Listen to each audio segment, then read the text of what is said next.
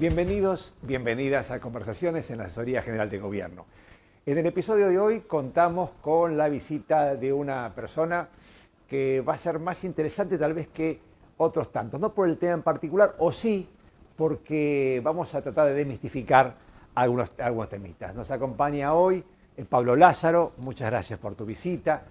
Pablo Lázaro es el gran maestre de la Gran Logia Argentina de Libres y Asociados Masones, ¿lo dije bien? Efectivamente. Y entonces, bueno, una cuestión, a veces la masonería, logias, está teñido de un montón de mitos y verdades a medias, en fin, de un montón de cuestiones que creo que nos vas a dar una gran aporte para entender qué exactamente es una logia, qué es la masonería y qué es lo que hacen básicamente.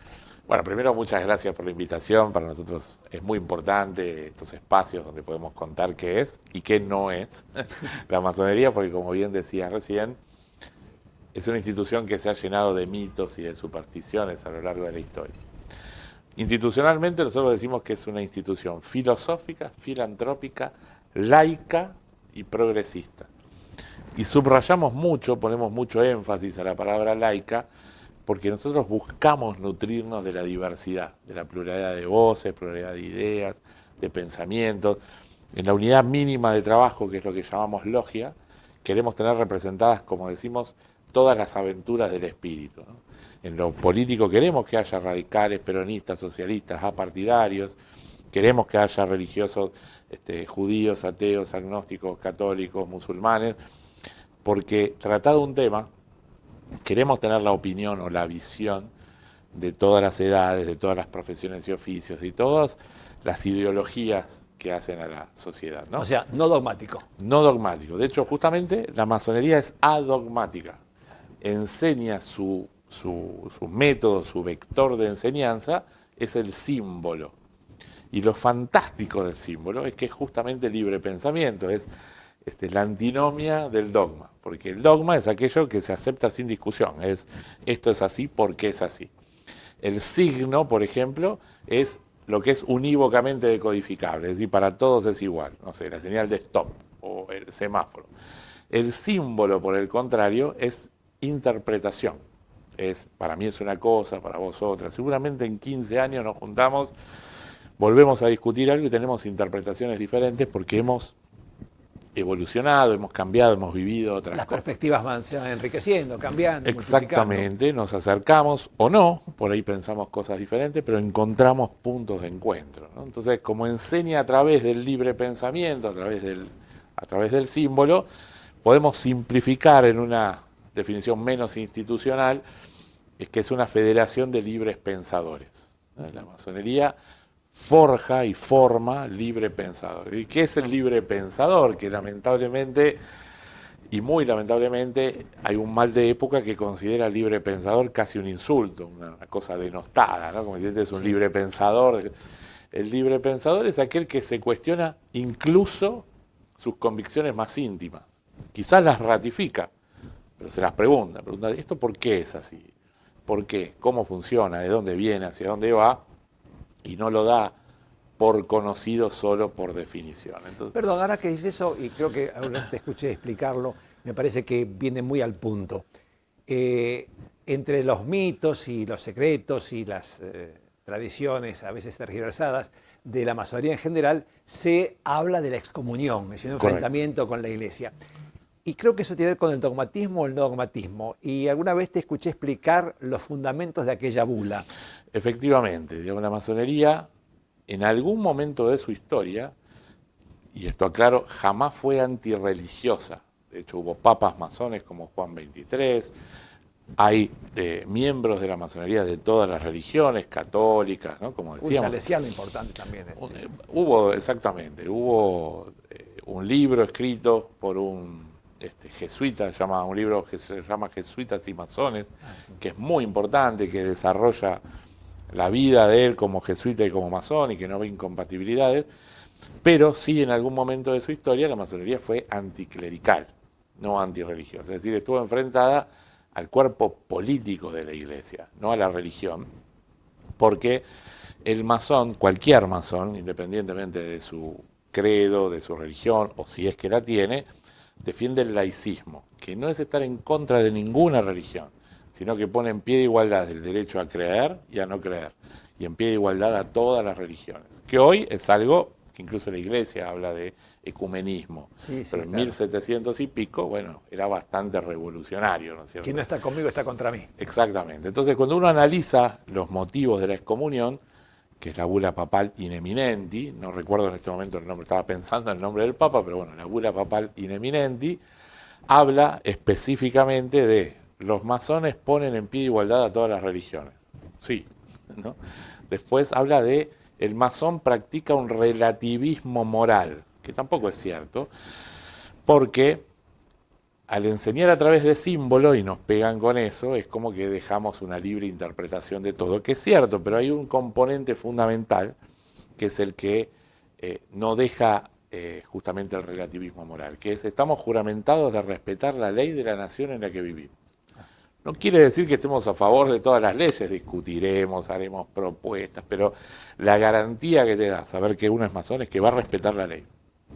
Podrá trabajar para cambiarla, pero va a respetar la ley. Entonces, nosotros entendemos al símbolo, por el contrario, como un punto de encuentro, más que de relativismo moral. Porque, por ejemplo, algo que ha dividido a la humanidad durante milenios, ¿qué Dios es mejor que otro si es que existe? En la masonería no se da esa discusión, porque nosotros, continuando con este ejemplo, hablamos de un gran arquitecto del universo, que para el creyente es Dios, para el ateo es el progreso, para el panteísta es la tierra, para el agnóstico la duda, no lo sé, es lo que considera superior a él mismo, ¿no? O sea, algo por lo cual jurar. A eso se refiere con gran arquitecto del universo, un principio creador, algo que entiende que genera el porqué de las cosas.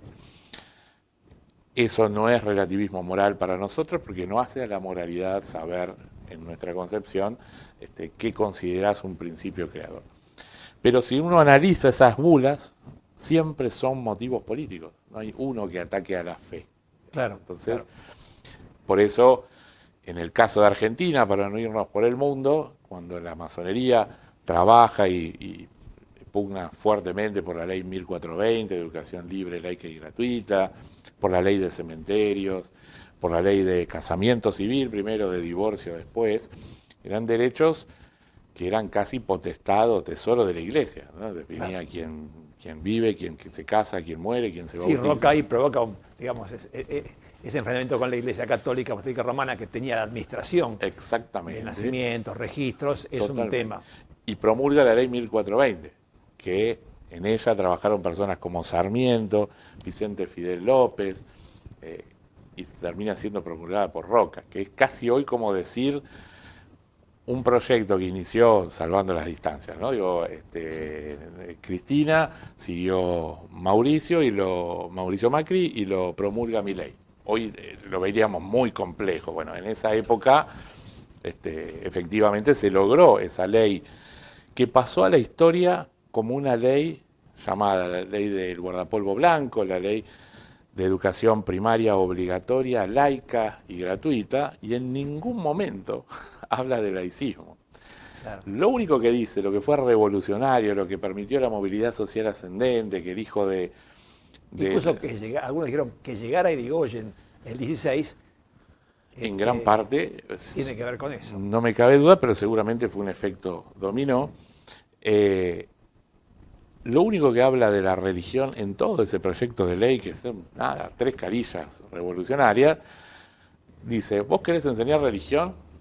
Fantástico, pero después del horario de clase, nada más. O sea, no dice que no de religión, dice que no sea obligatorio para aquel que no la quiere profesar, o que viene de una familia protestante, o judía, o agnóstica, y ese fue un gran punto de quiebre, la ley de la educación, ¿no? Común, obligatoria. Es decir que, en este caso, si no entiendo mal, justamente esa diversidad, digamos, o frente al enfrentamiento, incluso político, bastante fuerte, puertas adentro, digamos, dentro del ámbito de la logia, ese sería el punto de encuentro, digamos, no podría pasar afuera, pero sí pasa adentro, o sea, es la logia un mecanismo también de... Es un mecanismo... de coordinación de pensamiento. La masonería, exacto, busca, a través de su método, que trabajes desde el acuerdo. que en principio dejes de lado las diferencias, y cuando uno empieza a construir, a buscar puntos de encuentro en un proyecto de ley, en un proyecto social, en un proyecto filosófico, uno empieza a construir con el otro, y de los 1000 puntos encontrás 2 de acuerdo, 5, 10, y empezás a trabajar con esa persona en los acuerdos. Entonces, te ofrece un método de la masonería. Si es un proyecto de ley, bueno, ¿estamos de acuerdo en que haya educación? Sí. Bueno, ¿cómo se financia? ¿No? Bueno, después vemos. Y empezás a construir. Entendés que el otro no es un monstruo, es un adversario circunstancial que piensa diferente en algunas cosas. Siempre que estés dispuesto a escuchar al que piensa diferente, sos bienvenido en la masonería, ¿no es cierto? Entonces, es un método, es un punto de encuentro de personas que piensan absolutamente diferentes, que tienen vivencias, ideologías, edades, profesiones y oficios diferentes, pero que buscan lograr acuerdos. Un periodista hace poco me dijo algo que bueno, me quedó muy grabado. Me dijo, hablar de pluralidad, de encuentro, hoy es contracultural. Bueno, será, pero para nuestra institución creo que justamente es lo que justifica o explica de alguna manera por qué hemos quintuplicado la membresía en los últimos 15 años. Desde el año 2008 que empezamos un proceso de apertura, de explicar qué es la masonería, qué no es la masonería. Abrimos en la Noche de los Museos de distintas sedes, acá en la Ciudad de La Plata con la Noche o el Día de los Templos, que se llama también. Somos parte del recorrido. Hoy hay 13 logias en la Ciudad de La Plata. La Ciudad de La Plata fue declarada ciudad masónica, o sea, hay una resolución del Consejo Deliberante, es decir, se viene trabajando en apertura, bueno, pero también es porque se ha convertido en un espacio donde, en un momento donde los partidos políticos ya no forman ciudadanía, sino que son frentes electorales para ganar elecciones, cualquiera de que agarremos, ¿no? Sí, Donde incluso la religión está en crisis como institución, no con la fe, sino como lugar que contiene, por cuestiones hasta de seguridad. Uno ve a las iglesias de noche cerradas, que es cuando uno necesita ese momento de contención. Entonces, bueno, la masonería, que cumple un rol para aquel que quiere debatir de política, de sociedad, de filosofía, de cuestiones espirituales incluso, cumple ese rol. Hemos quintuplicado la membresía. Entonces, si bien estamos en un momento de antinomias muy fuertes, nosotros creemos que es una grieta más, no es la grieta, de todas las que vivieron los argentinos. Entonces, con la historia, recordemos que la masonería es una de las instituciones más antiguas del país. Formalmente nace en 1857, una de las primeras asociaciones civiles, si se pudiera llamar así en aquella época, inscripta. Hay masonería desde la Revolución de Mayo, menos Ascuénaga eran masones. Puesto en perspectiva, esto es una grieta más, ¿no? Pero sin duda. El argentino es campeón mundial en dividirse por dos. No, las guerras civiles que se olvidan, y la cantidad de muertos que cada una de ellas ha llevado en los últimos 220 años es aterrador. Muertos, diferencias ideológicas que parecían insalvables, desde realistas y patriotas, unitarios y federales, dentro de un partido azules y colorados, de otro partido personalistas y antipersonalistas. Exactamente. Claro. Somos campeones en generar grietas, pero también son circunstancias. Yo creo que el verdadero adversario es el fanático, el que entiende que tiene la verdad revelada y no escucha razones, no escucha nuevas ideas. Independientemente de cómo pienses, si estás dispuesto a sentarte con el otro, ya es un avance, ya es un montón. Entonces estamos en ese camino. Ahora esto que hablas tanto de construcción y justamente de la necesidad de la diversidad como para enriquecer y para complementar, no puedo dejar de pensar en el origen de la masonería, de la construcción, ¿no? Ya literalmente hablando. Totalmente. Nosotros, los masones actuales, que nos consideramos masones especulativos, somos herederos de los masones que construyeron las catedrales de la Edad Media en Europa, ¿no es cierto? Justamente masón significa albañil, constructor, en francés, y eran literalmente aquellos obreros que piedra sobre piedra fueron construyendo esas obras majestuosas que incluso hoy, con la tecnología existente, siguen sorprendiendo esas bóvedas. Y que además, lo cual es muy llamativo, a través de generaciones. ¿Cómo se ¿Cuál fue el hilo conductor? Porque algo más que una técnica había ahí. Había una técnica y fueron los primeros gremios y guildas. Trabajaban en conjunto por el descanso dominical. Nosotros seguimos teniendo la costumbre de, ya bastante milenaria, ¿no?, pero de reservar una parte de dinero de cuestiones filantrópicas para la viuda, porque en eso hoy es simbólico, ¿no?, es filantropía en general, pero en esas obras morían muchos obreros, entonces los gremios se encargaban de proteger y de cuidar a la familia cuando ese obrero ya no estaba. Entonces, eran lo que hoy llamamos un sindicato, Claro, eran los gremios de constructores, los gremios de picapedreros, las guildas de financieros, que se organizaban en grados, aprendices, compañeros y maestros, ¿no? Entonces, todas nuestras alegorías, todos nuestros símbolos, son herencia de la construcción. Cuando la construcción se populariza, cuando ya, digamos, no era privativo de un gremio particular, comienzan a abrirse a filósofos, científicos, políticos, y es ahí que se convierten en logias de libres, los de la construcción, y aceptados, que somos los que no venimos de la construcción, claro, masones. Esos masones se convierten en especulativos donde, usando alegorías del símbolo, de parábolas, símbolos de la construcción, son herederos de, pero con interpretaciones filosóficas, religiosas, en el caso de que uno sea religioso, racionalistas y demás, pero de interpretación. Por eso hablamos de mazos, cinceles, escuadras, compases, granas, arquitectos, planchas, claro. Porque son herramientas y elementos de la construcción. Claro. Sí, es muy interesante, sobre todo, bueno, yo tuve la suerte de conocer esas catedrales, qué sé yo, Amiens, Albi, Chartres o Notre Dame, toda la simbología esta que vos decís, cómo está descrito desde lo religioso y aún de lo pagano, mezclado. Exacto. Porque, digamos, sigue habiendo un gran libro para leer, bueno, con alguna guía, ¿no? Porque es que el símbolo transmite mucho más que el lenguaje escrito, porque te obliga a interpretar, a buscar distintas interpretaciones. Siempre cuento un ejemplo quizás bastante gráfico. Muchos deben conocer el anverso del dólar, tiene un símbolo que es el triángulo, la pirámide. Con, sí, con el ojo que todo lo ve, como se le dice normalmente, y el orden de un nuevo orden secular, dice básicamente. Ese símbolo, que es lo que Estados Unidos llama el gran sello, lo pueden ver también en el Congreso del Capitolio, digamos, de los Estados Unidos. Fue diseñado por un masón, no por la masonería tipo una entelequia, sino un masón que intentó dejar un mensaje. El mensaje es, cuando uno empieza a interpretar en forma conjunta, es muy lindo, y uno ve la pirámide, que es lo que llamamos la pirámide inconclusa, por eso le falta la parte de arriba. En el pie está la fecha de fundación de los Estados Unidos.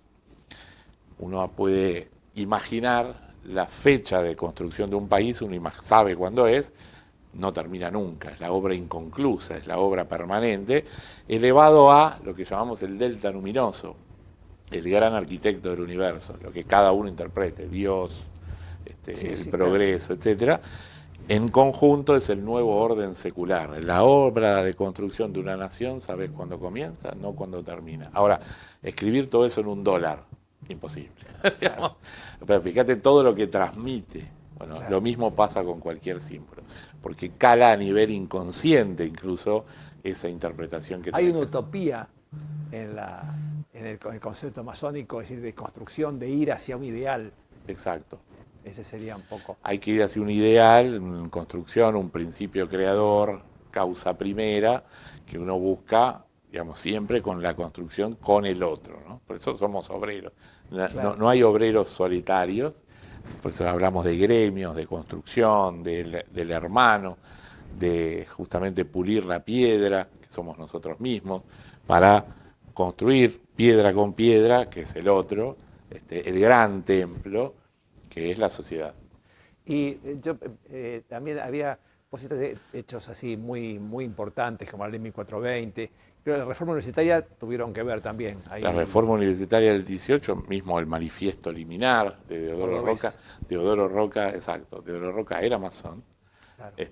Y sí, tuvo mucho que ver. Y hace relativamente poco, ahora cosa de 5 o 6 años, encontramos en nuestros archivos un facsímil del gran maestre de aquel momento, donde le pedía a todas las logias del país que apoyen el movimiento universitario revolucionario que se estaba dando en la ciudad de Córdoba. O sea, eso es un documento histórico para nosotros. Qué bueno. Muy importante, que lo dimos a conocer hace 3 o 4 años atrás, en un aniversario de la Reforma. Se lo llevamos al rector de la Universidad Nacional de Córdoba como bueno, una idea también de acercarnos a las universidades. Tenemos en muchas universidades públicas cátedras de libre pensamiento, donde llevamos, son cátedras normalmente opcionales, abiertas, Claro. donde llevamos masones y no masones a discutir distintos temas, diversos temas. Fijado un tema, llevamos a alguien a favor o en contra, usando... Sin hegemonías dogmáticas. Sin claro. hegemonía. Por ejemplo, en su momento fue despenalización del aborto, o temas de ciberseguridad, o temas de nuevas propuestas de ley, o temas muy puntuales de esa localidad donde esté la universidad. La primera de ellas fue aquí, en la Universidad Nacional de La Plata, fue la primera cátedra de libre pensamiento, y tenemos cerca de 40 en todo el país, en universidades nacionales, provinciales, públicas y privadas. Se fija un tema, se ponen diversos oradores y se sacan conclusiones, que la idea es que el alumnado, la persona que asiste, así lo haga. Con respecto a esto de la reforma universitaria y el pensamiento crítico y la promoción de esto, es cierto que, digamos, en otro hecho también, hablando de mistificar y cuestiones así, los grandes misterios de historia, la intervención de Roque Pérez en esa segunda pavón entre Mitre y Urquiza, ¿no? ¿Por qué Urquiza se va? ¿Por qué? ¿Qué pasó? Y todas las teorías. Bueno, sí, justamente lo que la historiografía llama el misterio de Pavón. Nosotros entendemos que no es ningún secreto, porque está publicado en internet, hemos hecho pública una conferencia de Roque Pérez, primer gran maestre y gran maestre actuante en esa época, y justamente actas que hablan de un hecho muy puntual que nosotros llamamos la tenida de Unión Nacional, la reunión donde Roque Pérez llama a Mitre y a Urquiza, les recuerda que son masones, que están juramentados a respetar el diálogo, a agotar todas las instancias de diálogo antes de tomar las armas, les recordó y justamente puso en evidencia sus juramentos, y ambos respetaron sus juramentos, se dieron vuelta y se fueron, y trabajaron por lo que hoy conocemos como la nación argentina, con sus pros, con sus contras, pero ahí nació lo que hoy conocemos como nuestro país. Entonces, ese es un punto extraordinario, tal vez incluso demostrativo de lo que implica el trabajo de una logia, ¿no? Es el trabajo de unir aquello que está disperso, como dice nuestra liturgia, ¿no? Digamos, decir, nosotros tenemos esa obligación de trabajar por y para la sociedad en buscar puntos de encuentro. Después algunos pondrán el acento en cuestiones más filantrópicas, otros pondrán el acento en cuestiones del estudio de la historia, otros en cuestiones políticas. Muchos de los partidos políticos tradicionales argentinos tienen mucha influencia de la masonería. Por ejemplo, el Partido Radical, desde el color rojo y blanco, que es el rito escocés predominante en Argentina. Leandro Alem fue gran maestre de la masonería argentina. El krausismo, que es la base filosófica, aquella contradicción fundamental de la que hablaban. Sí, claro. Krause era masón. Entonces, lo mismo en el peronismo, Forja, casi todos eran masones radicales que después escribieron, casi todos eran masones, escribieron por otro movimiento como fue el peronismo. Perón se inicia en el exilio en la Gran Logia Alpina de Suiza, trabaja con masones todo el tiempo. De hecho, su vicepresidente, Quijano, ya hablamos de aquel otro Perón, Quijano no solo era masón, el escritorio del gran maestre, del presidente de la masonería, era el escritorio de Quijano, tiene el escudo nacional de cuando fue vicepresidente. Es decir, la masonería es ecléctica tanto en ideas, personas, ideologías, y lo demuestra incluso viendo su mobiliario. Tenés a Roque Pérez, que fue funcionario de Rosas, tenés a Sarmiento, que está en la punta, digamos, contraria, tenés a Alem, tenés a Mitre, todos eran masones, todos buscaban puntos de encuentro, y esos quizás los masones más conocidos, vamos a llamar. que a nosotros nos llena de orgullo, nos encanta hablar que San Martín, Sarmiento, Mitre, Alem, Belgrano fueron masones, pero también la masonería estuvo inserta en cuestiones mucho más populares de nuestro país. Por ejemplo, la creación del club River Plate. Mira. Tomás Liberti y Leopoldo Barf eran masones, la banda rojo y blanca, justamente Claro, también esos colores, la banda del maestro masón, la ciudad de La Plata, ¿no? Dardo Rocha y Pedro Benoit ejecutan y diseñan una ciudad como una logia masónica, no solo por las diagonales, que tienen mucho que ver con cuestiones de urbanística y cómo corre el viento, sino que se diseña como una logia vista de arriba, el trazado original en las plazas, comparado con una logia masónica, que es donde se sienta cada uno de los oficiales, es prácticamente un calco. Qué interesante. Tiene un montón de símbolos. Originalmente el cementerio estaba en el occidente y el sol al salir de oriente. Bueno, tiene mucho que ver con con el trazado de una logia masónica. O sea, fue diseñada como una logia masónica, con todo el simbolismo que esto expresa, ¿no? Después hay mitos, como decíamos al principio, claro. que hay una estatua que apunta con una lanza a la iglesia. Eso no fue la masonería, o por lo menos no fue exprofeso de la masonería. Por ahí hay alguien que dijo, bueno, vamos a hacer un Y ahora te pido otra precisión. ¿Qué diferencia podemos encontrar entre dos conceptos, secreto o discreto?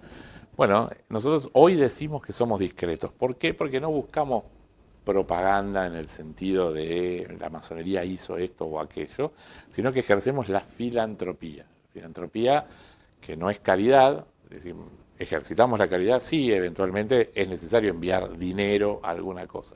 Pero con la filantropía tratamos de ir a solucionar el problema, ¿no? Tratamos de dar trabajo, de hacer, de dar herramientas para, y eso no hacemos propaganda, hacemos publicidad de los actos, porque como toda asociación civil tenemos que justificar, incluso internamente, en estados contables y demás que hemos hecho.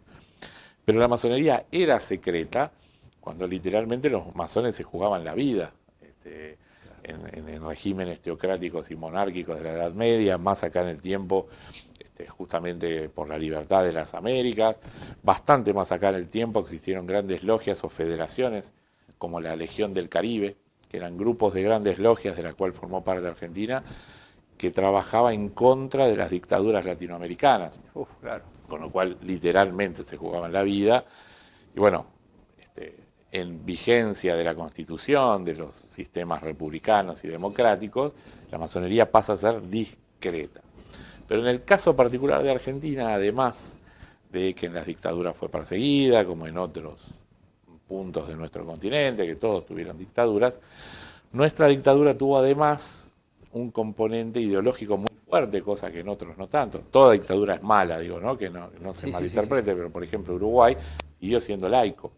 En nuestras dictaduras vino con un componente ideológico reaccionario muy fuerte que no soporta una institución que te pregunte por qué de las cosas. Claro. Y que tenía cierta contradicción, cierta pugna con la Iglesia en cuestiones civiles o en cuestiones de derechos. Entonces, nada, fue perseguida, se cerraron desde la década del 30, que fue una década bisagra para la masonería, hasta la vuelta plena de la democracia, cerca de 400 propiedades perdió la institución, pero además de que eso, Chile tiene un componente muy parecido, Paraguay por supuesto también. En el caso de Argentina recibió una inmigración muy importante de republicanos masones exiliados del franquismo. Claro. Franco persiguió expresamente a la masonería, tenía una Secretaría de Estado para la represión del comunismo y la masonería. Entonces, el que no perdió la vida se fue de ahí. De hecho, la República Española en el exilio funcionó en Buenos Aires en la logia Prometeo. Digamos, Miguel Cervera era de mi logia, bueno, no lo conocí por supuesto, pero era de la logia Prometeo, una logia de republicanos españoles. Había muchas logias, por lo menos 50, que tenían influencia directa de republicanos masones exiliados, que impregnaron una generación muy importante de masones, entre las cuales estoy, que nos decían: no digas que sos masón, porque podés tener lío, podés perder el laburo, porque te pueden perseguir. Entonces fuimos creciendo con esa idea de no decirlo. Pero cuando llegamos a la conducción, todos masones iniciados en democracia, somos muy respetuosos, y lo digo siempre, muy respetuosos del que la pasó mal, entendemos esa lógica de no querer que uno puede no expresar, querer o decir que es masón, y lo respetamos, pero nosotros, que iniciados en democracia, que hoy estamos en la conducción de la institución, entendemos que por el contrario, no hay nada que esconder, hay mucho que contar de qué hizo la masonería, de qué trabaja, qué hace cada uno de sus miembros, que abrimos las puertas. Entonces, de nuevo, y lo digo siempre para que no se malinterprete, no es que estoy en contra de no decir que sos masón, sino, o de decir o no que sos masón, sino que respeto al que lo pasó muy mal. Hay una lógica, hay un racional detrás, claro, de por qué muchos años la masonería no contestó este tipo de agravios y demás. Yo tenía un viejo maestro, cuando se escuchaban estas barbaridades que decíamos hace un rato sobre la masonería, que hizo esto, que son satanistas, un viejo maestro me decía, nuestra fortaleza es el secreto y el silencio. Y cuando vos dejás a lo largo de décadas que digan cualquier cosa, en algún momento prende, porque alguien dice, y por las dudas, no. Claro. Entonces entendemos que hay que no contestar, sino contar la verdad, contar qué estamos haciendo, qué no estamos haciendo, y que cada uno saque... No, pero una cosa, claro, las circunstancias históricas, es decir, hay persecución, lo que pasa es que con el tiempo la semántica es demasiado rica. Exacto. Entonces de los secretos como precaución parece secreto como ocultamiento de quién sabe qué cosa. Exactamente, y de hecho hace poco tuvimos una entrevista con un youtuber que los chicos desde un lugar, un chico muy joven, tendría 18 o 20 años, desde un lugar más irreverente que un periodista o alguien académico, hacía preguntas muy frescas, ¿no? Entonces me dijo, che, ¿por qué? Fue así, ¿no? Che, ¿por qué siempre que paso por la puerta está cerrado y solo de noche? Y me salió en el mismo tono, ¿no? Le dije, porque de día laburamos, digamos, nadie vive de ser masón, vamos de noche, después del laburo. Y se dijo, claro, bueno, ese pedacito dio vuelta al mundo. Me escribió el gran maestro de Paraguay. Me dijo, es la primera vez que mi hija me habla de masonería, porque la entendió. Dijo, está claro, por eso. O sea, no es secreta. Ni el gran maestre, ni el recién iniciado vive de la masonería. Todos tenemos, bueno, como decíamos hace un rato en la previa de esta entrevista, yo traté de juntar 5 o 6 cosas hoy en La Plata, porque nada, no puedo ir y venir todos los días. De día claro, tengo... Trabajás. Claro. Entonces de acá voy a otro lugar, a la noche hay un evento en la Universidad de La Plata... Claro. Es básicamente uno de los grandes mitos es por qué trabajan de noche. Claro, no son vampiros. No somos vampiros, no vivimos de la masonería, es una asociación, un acto cultural o civil o social que hacemos después de nuestros trabajos.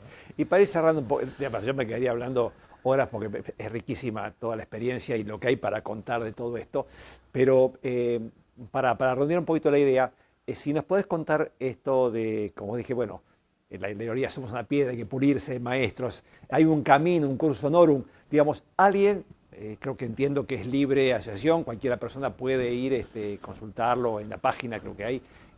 ¿Cómo es, en algunas palabras sintéticas, el proceso de iniciación? ¿Está bien Correcto, dicho esto? Efectivamente. Es una sociedad iniciática, se ingresa a través de una iniciación, que es una ceremonia, donde se te comunican un montón de símbolos, parábolas, alegorías, desde lo más remoto de la antigüedad, que es muy linda. Uno se va ese día pensando que entendió todo y pasan 15 años, sigue interpretando cosas y decir, no entendí nada ese día. Pero uno piensa que sí, y está buenísimo. Ese es el proceso progresivo que tiene la institución. Te va dando más símbolos para que veas las cosas desde muchos lados, que es una enseñanza en sí misma.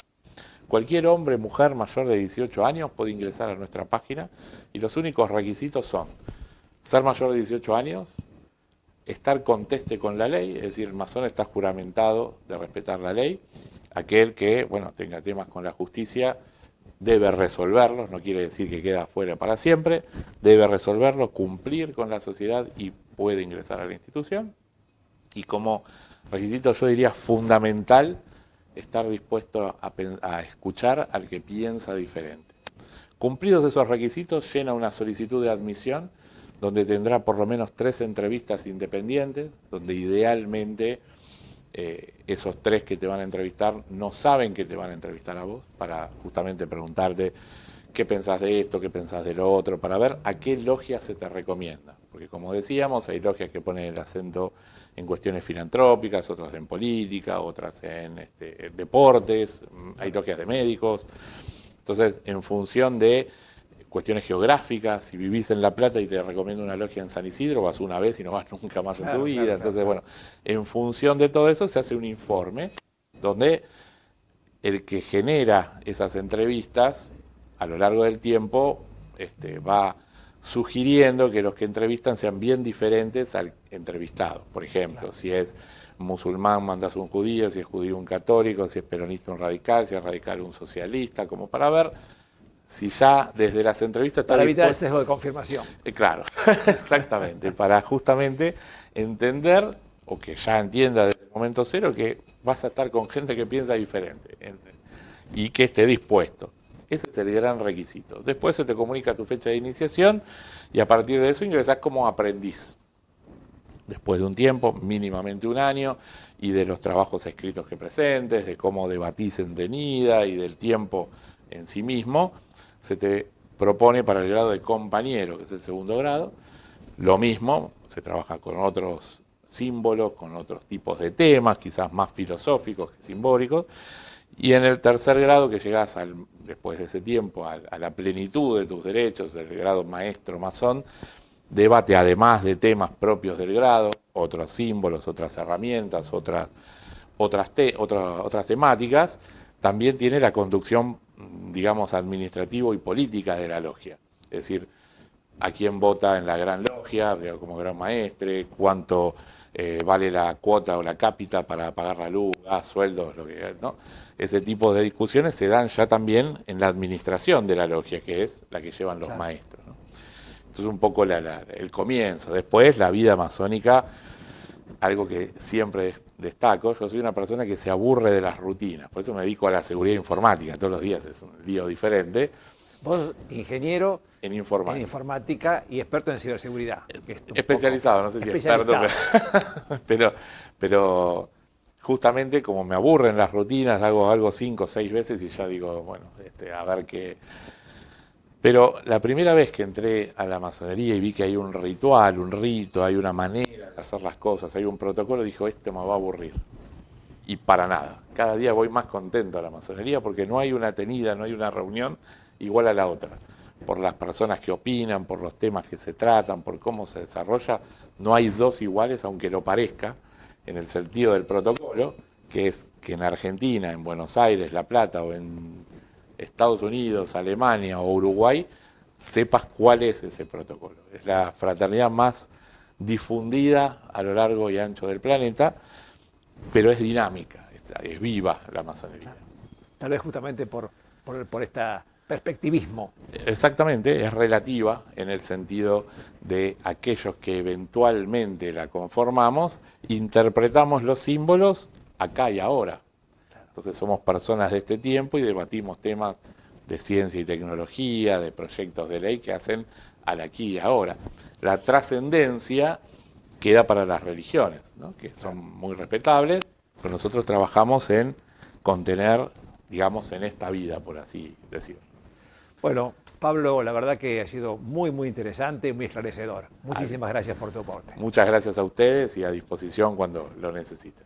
Lo tendremos en cuenta.